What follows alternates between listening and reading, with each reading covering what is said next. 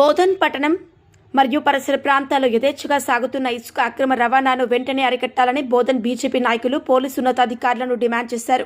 ఈ మేరకు ఏసీపీ శ్రీనివాస్ను కలిసి వినతి పత్రం అందజేశారు. పట్టణంలో రోజురోజుకు పెరుగుతున్న ఇసుక అక్రమ రవాణా ప్రభుత్వ ఖజానాకు కోట్ల రూపాయల నష్టం కలిగిస్తోందని, అదే సమయంలో రహదారులపై అక్రమంగా తిరుగుతున్న ఇసుక వాహనాలు ప్రజల ప్రాణాలకు ముంపుగా మారుతున్నాయని బీజేపీ నేతలు తీవ్ర ఆందోళన వ్యక్తం చేశారు.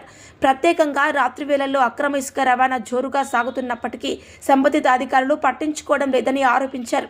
వెంటనే పట్టణంలో ఉన్న పోలీస్ పెట్రోలింగ్ను ముమ్మరం చేసి అనుమతి లేని ఇసుక వాహనాలను సీజ్ చేయాలని, నిర్వాహకులపై కఠిన చట్టపరమైన చర్యలు తీసుకోవాలని డిమాండ్ చేశారు.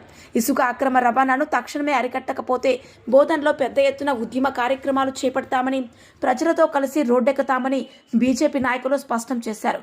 ఇప్పటికైనా అధికారులు స్పందించి అక్రమ రవాణాపై కఠిన చర్యలు తీసుకోవాలని వారు హెచ్చరించారు.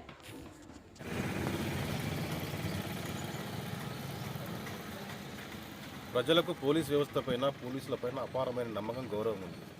బోధనలో పరిస్థితి చూస్తామంటే ఆ సందర్భం కనపడతలేదు. పోలీస్ వ్యవస్థ పూర్తిగా నిద్ర ఉన్నట్టుగా కనిపిస్తోంది. మన నిజామాబాద్ జిల్లాకు సంబంధించిన సిపి గారేమో చిచ్చర పిడుగులా పనిచేస్తామంటే బోధనలో పోలీస్ శాఖ మొద్దు నిద్ర వహిస్తూ ఉంది.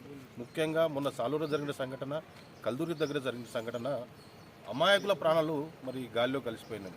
వాళ్ళ కుటుంబాలు మొత్తం రోడ్డు మీద పడ్డ పరిస్థితి కనపడతా ఉంది. అక్రమంగా ట్రాక్టర్ల ద్వారా, ఆటోల ద్వారా ఇసుక అక్రమ రవాణా జరుగుతూ ఉంది.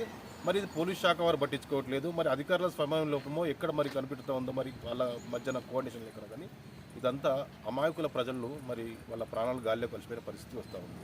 మరి పోలీస్ శాఖ వారు ఇప్పటికైనా వాళ్ళ కన్ను తెరుచుకొని ఉదయం 4 గంటల నుండి మరి ఏదైతే బాబా గార్డెన్ దగ్గర, మరి ఆచన్పల్లి దగ్గర ఈ ట్రాక్టర్లు, ఆటోలు మరి ఇసుక నింపుకొని పట్టాలు నింపుకొని నంబర్ ప్లేట్లు లేకుండా అమాయకుల ప్రాణాలు గుద్దిపోతూ ఉంటే కనీసం పట్టించుకునే పరిస్థితి మరి ఇప్పటికైనా వస్తారా అని చెప్పేసి పోలీసు వారిని అడుగుతూ ఉన్నాం. అట్లాగే రాత్రిపూట పెట్రోలింగ్ కూడా పోలీసు వారు పెట్రోలింగ్ నిర్వహించాలని చెప్పేసి కోరుతూ ఉన్నాం. ఎందుకనంటే మొన్న జరిగిన సంఘటన మెయిన్ రోడ్డు పైన ఉన్నటువంటి బంగారం దుకాణం షాప్లోని మరి మహారాష్ట్రకు చెందినటువంటి దొంగలు మరి దొంగతనం జరిగిందని చెప్తాం.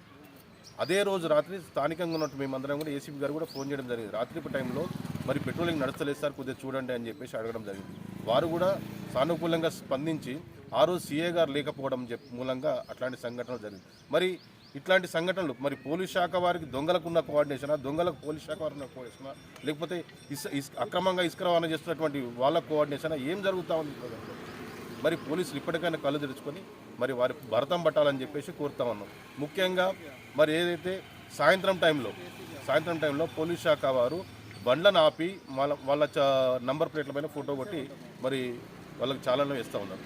మరి ఇట్లాంటి సందర్భాల్లో దొరకబట్టి బండ్లు వెహికల్ నడిపేటువంటి ద్విచక్ర వాహనాలు నడిపే వాళ్ళపైన మరి ఫైన్లు కొడుతూ ఉన్నారు. మరి ఆటోలు ఏం పుణ్యం చేసుకున్నాయో చెప్పాలని చెప్పి సందర్భంగా మరి పోలీస్ శాఖ వారు అడుగుతాం. ఇప్పటికైనా కళ్ళు తెరుచుకొని పోలీస్ శాఖ వారు మొద్దు నిద్ర వీడి మరి ఇట్లాంటి సంఘటనలు జరగకుండా చూడాలని చెప్పేసి సవినయంగా భారతీయ జనతా పార్టీ బోధన్ పట్టణ శాఖ ఆధ్వర్యంలో పోలీస్ శాఖ వారు ఏసీపీ గారికి కలవడం జరిగింది.